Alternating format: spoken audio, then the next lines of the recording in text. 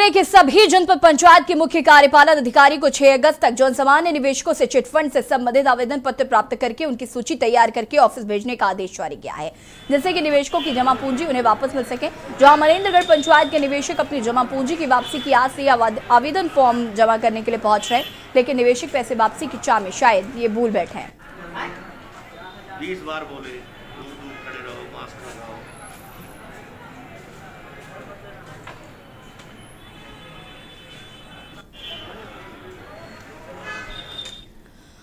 नाली घोटाले के मामले में फरार चल रहे नगर पालिका अध्यक्ष संतूलाल सोनकर की मुश्किलें और बढ़ गईं। पुलिस संतूलाल को गिरफ्तार करने उनके घर व दफ्तर से लेकर प्रतिष्ठानों में लगातार दबिश दे रही। दरअसल नाली निर्माण के नाम पर 13 लाख का भुगतान बिना नाली निर्माण किए ठेकेदार को कर दिया गया था, जिस पर नगर पालिका अध्यक्ष संतूलाल सोनकर तत्कालीन सीएमओ विकास पाटले समेत 6 के खिलाफ थाने में धोखाधड़ी का मामला दर्ज किया गया है और मामला दर्ज होते ही सभी आरोपी भूमिगत हो गए हैं।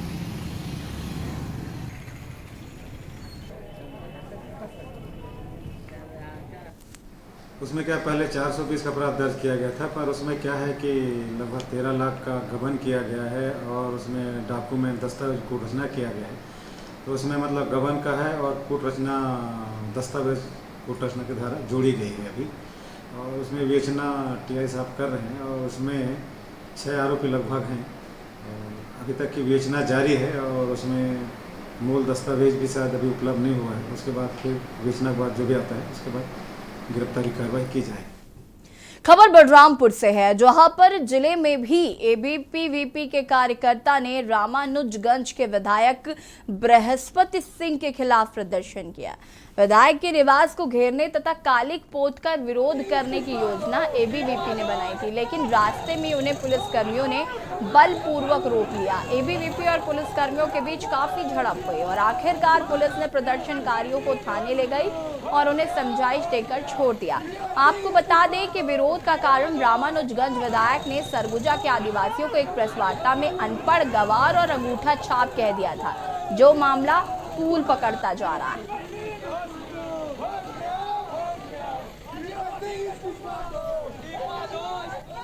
एक आदिवासी सीट से विधायक बनकर उनके प्रतिनिधि करने वाले जो वोट दिए हैं, उनके खिलाफ इस टाइप के शब्दों का प्रयोग करना कहीं ना कहीं एक आदिवासी का अवहेलना है।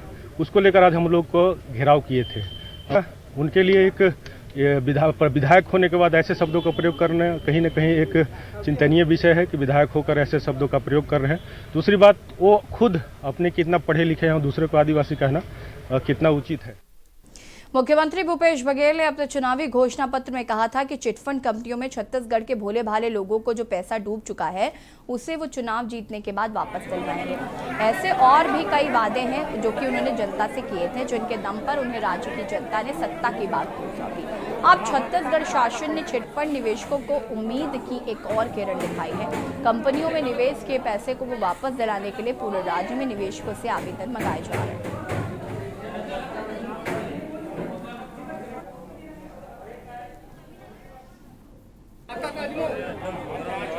कोविड के जो प्रोटोकॉल है उसको पालन करने के लिए कहा गया है कि वहाँ पर भीड़ होती है तो दूर दूर में या सोशल डिस्टेंसिंग पे पालन करके कराएंगे और उसमें किसी प्रकार की कोई समय सीमा में दिक्कतें नहीं, क्योंकि समय पे काम हो ये हमारा उद्देश्य है। बाकी अगर कम पड़ता है तो समय सीमा और बढ़ाएंगे।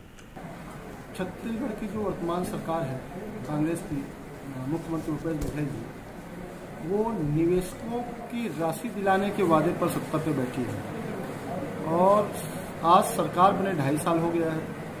इन 2.5 सालों में ये दूसरी बार है जब निवेशकों की रसीद जमा करवाई जा रही है। निश्चित तौर से निवेशकों को पैसा मिलना चाहिए और सीधी सरकार की नीयत निवेशकों को पैसे देने का है, तो मैं उनका स्वागत करता हूँ। लेकिन निवेशकों को पैसा देना है तो उनकी रसीदों को जमा कराने की जिला प्रशासन या सरकार की क्या व्यवस्था है?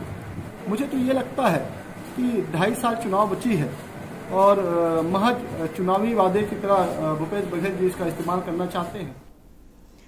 झारखंड में बोकारो जिले के झरिया ओपी थाना क्षेत्र में तेज रफ्तार वाहन ने बाइक सवार को टक्कर मार दी। वहीं हादसे में घायल युवक की इलाज के दौरान मौत हो गई। घटना से गुस्साए परिजनों समेत सैकड़ों ग्रामीणों ने डॉक्टर की गिरफ्तारी की मांग को लेकर डीवीसी अस्पताल के मुख्य गेट पर ताला लगाकर चक्का जाम कर धरना प्रदर्शन किया। इधर घटना की सूचना मिलते ही पुलिस थानाधिकारी ने किसी तरह ग्रामीणों को शांत करवाया और इस दौरान मुआवजे के तौर पर 2 लाख एवं इंश्योरेंस की ओर से मिलने वाली रकम को मृतक के परिजनों को दिया जाएगा।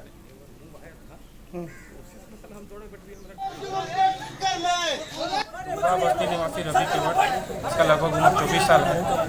घुटवे के पास डीबीसी के कर्मचारी डॉक्टर सोरेन के गाड़ी के द्वारा एक्सीडेंट किया गया और एक्सीडेंट के बाद उनके ऊपर ना मानवता का नाम का चीज़ कोई था। गाड़ी लेके भाग भी रहे थे, लोग हल्ला उल्ला किया तो गाड़ी रोके, लोग जबरदस्ती पकड़ के उसमें उसी गाड़ी में बैठा के लाए हैं। उसके बाद डीबीसी सीधी मुकर गया कि डीबीसी का स्टाफ का गाड़ी नहीं था, जबकि गाड़ी लगा हुआ डॉक्टर सोरेन का गाड़ी है, अभी पता चला है। और हम लोग यह मांग करते हैं कि जब तक उस परिवार को मुआवजा के तौर पर डीबीसी में नौकरी 15 लाख रुपया नहीं देता है, तब तक हम लोग इस जाम को, इस आंदोलन को हम लोग नहीं हटाएंगे। खबर बिलासपुर से है, जहां पर जिले के सेंद्री गांव में देर रात तालाब का मेड़ फूटने से बारिश का जमा पानी ग्रामीणों के घरों में घुस गया, जिससे कि गांव में अफरा तफरी मच गई। ग्रामीणों की मदद से लोगों को सुरक्षित जगह पहुंचाया गया। प्रशासनिक अमला सूचना के बाद काफी देर से पहुंचा, जिससे ग्रामीणों में आक्रोश दिखाया।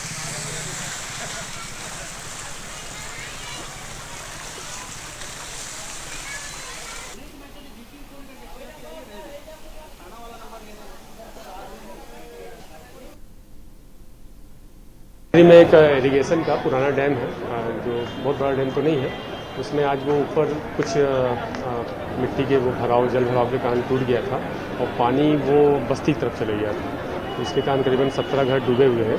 बाद में हमने उसमें मिट्टी डाल के खैर उसको तो बांध दिया है और जो बस्ती में पानी घुसा उसको निकालने का प्रयास चल रहा है।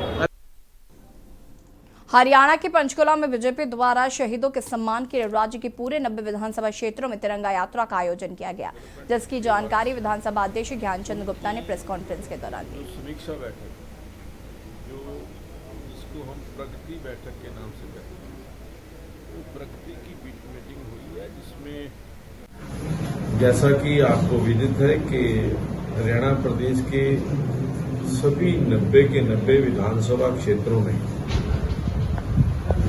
शहीदों के सम्मान के लिए तिरंगा यात्रा का आयोजन किया जाता है। और ये तिरंगा यात्रा उन शहीदों को जिन्होंने इस देश को आजाद कराने के लिए अपना बलिदान दिया, अपना सर्वस्व न्यौछावर किया, 1 अगस्त से 15 अगस्त तक पूरे हरियाणा प्रदेश में ये निकाली जा रही है। और वक्त हो गया एक छोटे से ब्रेक का, जल्द हाजिर होते हैं। आप देख रहे हैं के न्यूज, खबरों का सारथी। जुबान के लिए उड़ चला गैरों की ज़मीं पर, खुशबू अपने पन की ढूंढता औरों की ज़मीं पर, मेरी माटी की ये जुबान, मेरी माटी की ये जुबान है मुझसे दूर मीलों दूर, पर ये दिल है कि चख रहा है उन्हीं अल्फाजों का नूर, नूर और नूर। दूर कितना भी जा, इस जुबान से दूर ना जा पाओगे। विमल, बोलो जुबान केसरी। आप देख रहे हैं के न्यूज, खबरों का सारथी। ब्रेक के बाद एक बार फिर से आप सभी का स्वागत है। खबर बिलासपुर से है, जहां पर संभागायुक्त डॉक्टर संजय अलंग ने कटघोरा पहुंचकर एसडीएम और तहसील कार्यालय का औचक निरीक्षण किया। कोरबा कलेक्टर राणू साहू की मौजूदगी में डॉक्टर अलंग ने राजस्व संबंधी भू प्रकरणों की जानकारी रीडर शाखा के लिपिक से ली। उन्होंने अधिकारियों से कहा कि अगले 3 महीने में सभी शिकायतें खत्म हो जानी चाहिए, ताकि आने वाले दिनों में भूमि संबंधित जानकारी लोगों को आसानी से मिल जाए। इसके साथ ही अपने ब्रांच के सभी रिकॉर्ड को सही तरीके से बनाकर रखें।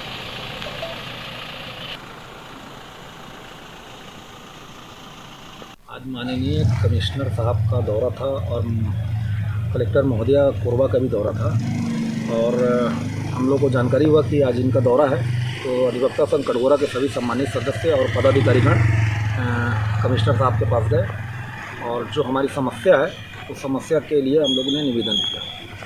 हमारे द्वारा समस्या बहुत है। हम लोगों ने पूर्व में कलेक्टर को भी अवगत कराया था इससे कि हमारे यहाँ एक अपर कलेक्टर की नियुक्ति होना चाहिए, जिससे क्या है कि यहाँ की जो किसान हैं और कई लोगों को नकल में अलग अलग आवेदन देना पड़ता है। B1 खसरा के लिए रजिस्ट्रार ऑफिस में जाते हैं तो स्कैनिंग जो होता है वहाँ पर स्कैनिंग के लिए 10 रुपये का जगह में वहाँ 60 रुपया लिया जाता है। इस प्रकार की कई समस्याएं थी वहाँ पर की जो तहसील की शिकायत, उसको हम लोगों ने कमिश्नर साहब से अवगत कराया है और उनसे ये मांग की है कि हमारे यहाँ अपर कलेक्टर की नियुक्ति की जाए। राजस्व और सामान्य प्रशासन के सुदृढ़ीकरण के लिए कृषकों को बेहतर सुविधाएं देने के लिए ये वार्षिक निरीक्षण के रोस्टर बनाए जाते हैं। वार्षिक निरीक्षण का रूटीन का तहसील निरीक्षण लगातार निराकरण हो रहा है निर्धारित प्रक्रिया के तहत। बिहार के कटिहार में कटाव का कहर लगातार जारी है। वहीं अहमदाबाद प्रखंड के बबला बन्ना की एक मस्जिद गंगा में विलीन हो गई। गंगा में विलीन होते इस मस्जिद की तस्वीरें सामने आई। आपको बता दें कि कई दिनों से इस इलाके में कटाव का कहर जारी है और अब मस्जिद गंगा नदी में समा जाने से पूरे इलाके में लोगों में कटाव को लेकर दहशत है। और ये तस्वीरों में आप देख सकते हैं कि किस तरीके से मस्जिद, आप पहले तस्वीरों में देखिए कि कटाव की वजह से धीरे धीरे मस्जिद गंगा नदी में समाहित हो गई और उसके बाद से ही लोगों में काफ़ी ज़्यादा डर देखने को मिल रहा है। ये मस्जिद की तस्वीरें आपको हम दिखा रहे हैं कि कटाव की वजह से धीरे धीरे ये मस्जिद गंगा में समाहित हो गई। पूरा मलबा जो है, जो पूरी मस्जिद का मलबा है वो गंगा में समाहित हो गया। भरभरा कर पूरी मस्जिद गंगा में डूब गई और कहीं ना कहीं इसके बाद से ही लोगों में काफ़ी ज़्यादा डर देखने को मिल रहा है। देखते ही देखते मस्जिद गंगा में विलीन हुई। कटिहार में कटाव को लेकर लोगों में काफ़ी दहशत है, क्योंकि ये मस्जिद देखते ही देखते पानी में गंगा में विलीन हो गई और उसके बाद लोगों में काफ़ी दहशत का माहौल। और ये तस्वीरें आप देख सकते हैं कि देखते ही देखते चंद सेकंड में, एक्सक्लूसिव तस्वीरें हम आपको दिखा रहे हैं, चंद सेकंड में ये मस्जिद गंगा में विलीन हो गई।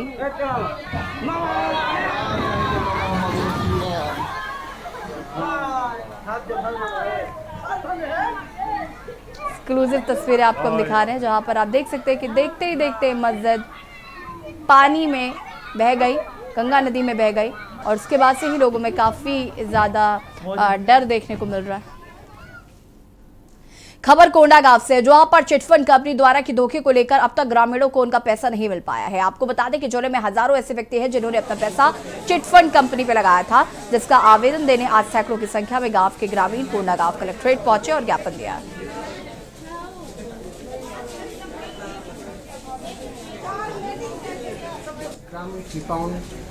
कोंडागांव से हूँ। मैं चिटफंड कंपनी में एजेंट के रूप में था और वहाँ से जो हमारे सीनियर लोग बताए उस हिसाब से मैं साई प्रसाद ग्रुप ऑफ कंपनी में इन्वेस्ट किया था। कितना का इन्वेस्ट किए थे और कितना साल पहले? मैं 2011 में 100 लोगों का इन्वेस्ट किया था, लगभग 4 लाख रुपए का। छत्तीसगढ़ राज्य बने 20 साल हो चुके हैं और इधर देश डिजिटल इंडिया की ओर बढ़ रहा है, मगर कबीरधाम जिले के कुछ गांव और क्षेत्र ऐसे भी हैं जहां लोग मूलभूत सुविधाओं से कोसों दूर हैं। लोग सड़क नहीं बनने से कीचड़ में चलने को मजबूर हैं। जिले के बोरला क्षेत्र अंतर्गत ग्राम तलई भाट जहां गांव पहुंचने के लिए पक्की सड़क नहीं बन पाई है, जिसके चलते ग्रामीण सहित स्कूली बच्चों को काफी परेशानियों का सामना करना पड़ रहा है। वहीं ग्रामीणों का कहना है कि गाँव में किसी को बीमार पड़ने पर लोग पीड़ित को चारपाई या बैलगाड़ी के सहारे अस्पताल ले जाते हैं। एक तरफ जहां हम डिजिटल इंडिया की तरफ बढ़ रहे हैं, वहीं दूसरी तरफ ऐसी तस्वीरें भी कहीं ना कहीं आज भी देखने को मिलती हैं। 20 वर्ष बीत चुके हैं गांव में, लेकिन सड़क नहीं बन पाई। हमारे ग्राम पंचायत रघुपुरा के ग्राम आश्रित गांव में बहुत सारी दिक्कत होने वाला है, क्योंकि कीचड़ की परेशानी हो रहा है। और जैसे नेता लोग आते हैं चुनाव के समय, उस समय बोलते हैं कि रोड बनाएंगे, वोट दो पहले, जिताओ हमें। सरपंच लोग बोलते हैं और हमारे जो राम कुमार पटेल जी बोलते हैं, मंत्री मोहम्मद अकबर जी जो भी अभी डेट में वर्तमान में हमारे वन मंत्री है, वो भी बोलते हैं हमारे गांव में आकर चुनाव के समय कि हम रोड बनाएंगे। आज तक के हमें बहुत परेशानी भी झेलना पड़ रहा है। बच्चे लोग को, छोटे छोटे बच्चे लोग को कीचड़ में चलकर स्कूल का जाना पड़ता है। बारिश होता है तो चीखला हो जाता है और ऐसे ही जाना पड़ता है। कितने दिनों से रास्ता खराब है? पानी गिरता है तो खराब हो जाता है। लगभग कितने साल हो गए रास्ता को खराब हुए? बहुत साल हो गए। और भारत की बात पे फिलहाल इतना ही। देखते रहिए के न्यूज़ इंडिया। नमस्कार।